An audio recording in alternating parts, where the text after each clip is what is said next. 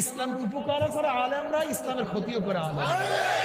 বাইতুল মুকাররমে যেই মিছিল করছি আমরাই বলি, এই ইসলামের নামে ওলামায়ে কেরাম যেই মিছিল করছি উলঙ্গ মেয়েদেরকে নিয়ে, বেপরদা মহিলাদেরকে ধরে নেন, এইটা যদি আলেমরা না করতো বা ইসলামের দলের কেউ না করতো, ধরে নেন, মনে মনে চিন্তা করেন তো, যদি এটা বিএনপি করতো বা আওয়ামী লীগ করতো বা রাশেদ খান মিলনের দলের করতো বা কমিউনিস্টরা করতো, বলেন তো বাংলাদেশে আন্দোলন কেমন হয়েছে বলেন তো? যদি ইসলামের নামে দলেরা এই উলঙ্গ মহিলা নিয়ে বাইতুল মুকাররমের সামনে মিছিল না করিয়া যদি কমিউনিস্টরা করতো, আওয়ামী লীগ করতো, বিএনপি করতো, উলঙ্গ মহিলা নিয়ে বাইতুল মুকাররমের সামনে, ফতুয়া না শুধু বাংলাদেশ তোলপাড় হয়ে যায়। এখন আন্দোলন হয় না কেন? এইটা হলো সমস্যা।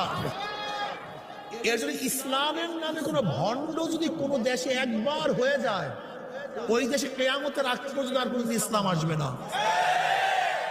কারণটা কি বলেন তো? এই একটা উদাহরণ দিলাম। বাইতুল মুকাররম সৃষ্টি হওয়ার পর থেকে আজ পর্যন্ত এই দৃশ্য কেউ দেখছে বলে আমার জানা নেই। এর জন্য ইসলামের নামে কোনো ভণ্ড যদি কোনো দেশে একবার হয়ে যায়, ওই দেশে কিয়ামতের আগ পর্যন্ত আর কোনোদিন ইসলাম আসবে না। কারণটা কি বলেন তো? এই একটা উদাহরণ দিলাম, এই একটা উদাহরণ নেন, এই একটা উদাহরণ নেন।